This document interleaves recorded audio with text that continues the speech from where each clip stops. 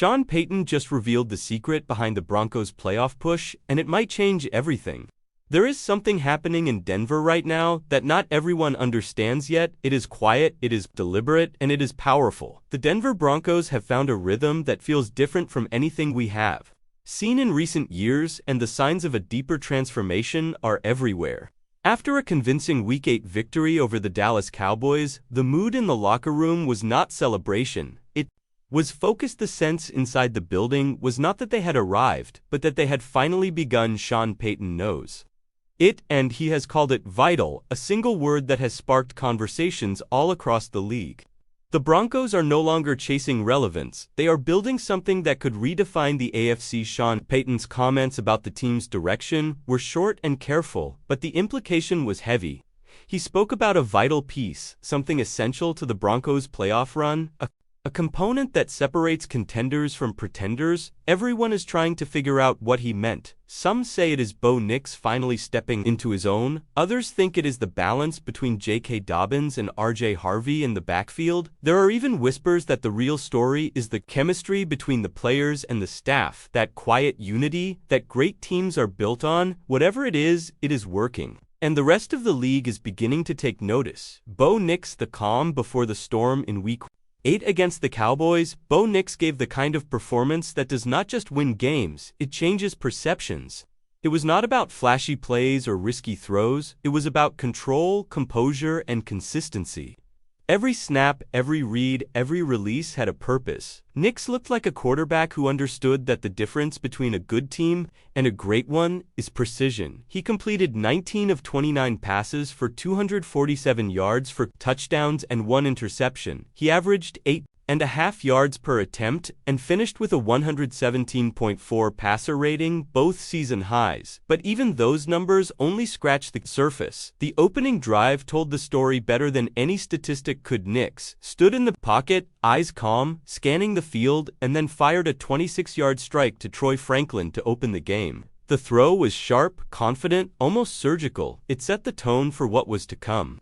Minutes later, he found Franklin again for another touchdown. This one from 25 yards out. He moved the chains with a quick 11-yard completion to Courtland Sutton before dropping a perfect 24-yard touchdown to rookie receiver Pat Bryant, threading it just past the outstretched hands of the Cowboys cornerback. The ball hit Bryant in stride, right at the outside shoulder in the corner of the end zone. It was the kind of throw that makes you stop and replay it because you are not sure you actually saw it happen. By halftime, the scoreboard read 27-10, the Broncos had seized control, but Nix was not satisfied. He kept pushing, methodically dissecting Dallas with rhythm and timing that made the entire offense hum. The second half was less about scoring and more about dominance. The Cowboys tried to adjust. They mixed coverages, sent pressure off the edges, but Nix never flinched. He adapted on the fly, controlled the tempo, and made it look effortless. His composure reminded fans why this team has started to believe that the Super Bowl, it is not just a dream, it is a destination. J.K. Dobbins and R.J. Harvey. The relentless duo, while Nix orchestrated from the pocket, the real foundation of the Broncos' offense was being laid on the ground. The combination of J.K. Dobbins and rookie R.J. Harvey has turned Denver's rushing attack into a nightmare for defenses. Dobbins is the veteran, the steady hand, the one who turns broken plays into 5-yard gains and 5-yard gains into explosive runs. He carried the ball 15 times for 111 yards and added 2 receptions for another 10 yards. 17 touches, 121 total yards, all of them earned. Dobbins ran with purpose, every step deliberate, every cut calculated. He is not just producing, he is punishing. Defenders. R.J. Harvey, on the other hand, brings energy that feels almost electric. 8 touches, 51 yards, and 3 touchdowns every time he touched the ball. The stadium felt it. The rookie has a burst that changes the entire dynamic of a drive. Payton has used him, creatively rotating him between power runs and red zone carries, and the results have been remarkable. 3 touchdowns in a single game as a rookie is not luck, it is a statement. Harvey has shown that he can be trusted in big moments, and that trust is something Sean Payton values above all else.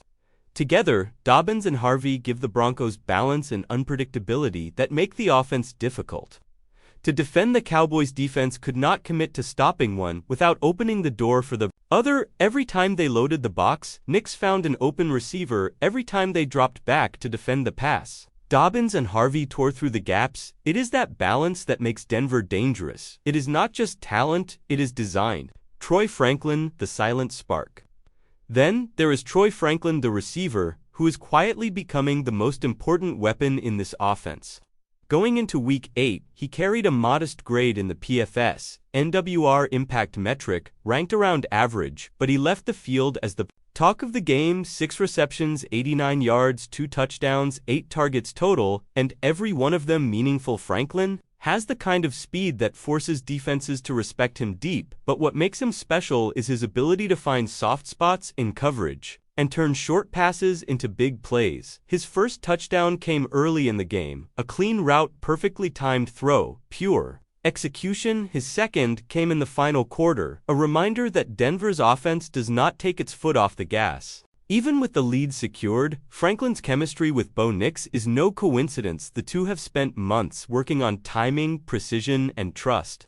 The result is beginning to show in games. They see the field the same way, they react to defenses the same way. It is the kind of connection that defines elite duos, and if it continues to grow, it could become the centerpiece of Denver's playoff run. Sean Payton's hidden blueprint. When Sean Payton called that piece vital, he was not exaggerating. He has built this team around efficiency, trust, and adaptability. The Broncos of 2025 are not relying on luck or last-minute heroics. They are executing, they are adjusting, they are evolving.